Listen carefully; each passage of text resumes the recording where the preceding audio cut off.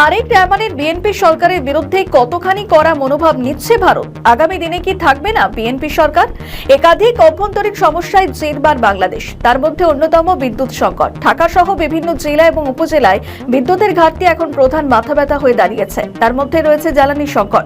সূত্রে খবর, বাংলাদেশ সরকার ভুয়ো জ্বালানি সংকটের কথা বলে কালোবাজারি করে জ্বালানির আকালকে আরো বাড়িয়ে দিয়েছে। এইসবই নাকি তাদের নির্বাচনে অর্থ সংগ্রহের কৌশল।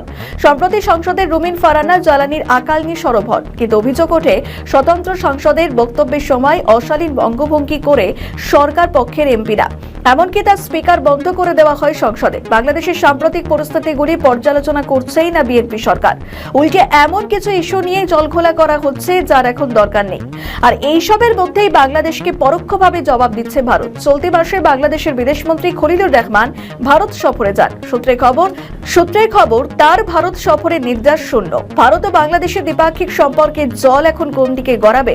প্রাক্তন প্রধানমন্ত্রী শেখ হাসিনাকে ফেরানোর দাবি তুলে ভারতের উপর চাপ বাড়াতে শুরু করেছে তারেক রহমানের নেতৃত্বাধীন বিএনপি সরকার। তবে এই স্পর্শকাতর ইস্যুতে কোন রকম তাড়াহুড়ো করতে নারাজ মোদী সরকার। ভারতের বিদেশ মন্ত্রক স্পষ্ট জানিয়ে দিয়েছে, বাংলাদেশের এই অনুরোধে বর্তমানে ভারতের নিজস্ব আইন এবং বিচার প্রক্রিয়ার অধীনে গভীর পর্যবেক্ষণ রয়েছে।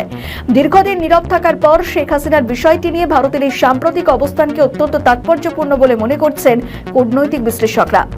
এতদিন বিষয়টি নিয়ে কোনো মন্তব্য না করলেও বর্তমানে ভারত একে আইনি প্রক্রিয়ার অধীন বলে স্বীকার করে নিয়েছে।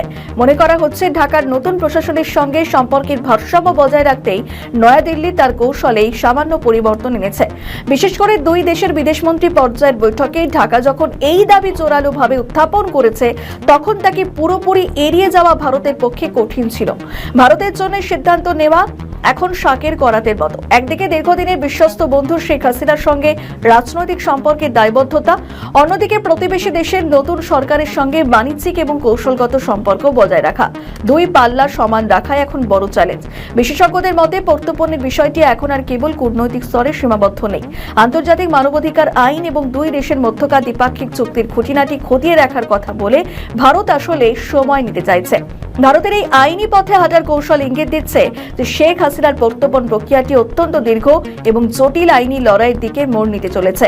তবে কি বাংলাদেশে ফের ক্ষমতায় আসবে আওয়ামী লীগ, নাকি পরিশোধিত বা রিফাইন্ড আওয়ামী লীগ নাম নিয়ে নতুন করে দেশে আসবে আওয়ামী লীগ? হাসিনা কিন্তু দিন কয়েক ধরে বহু আওয়ামী লীগের নেতৃত্বের সঙ্গে বৈঠক সেরে ফেলেছেন। এসব কি তার ইঙ্গিত? উত্তর দেবে একমাত্র সময়।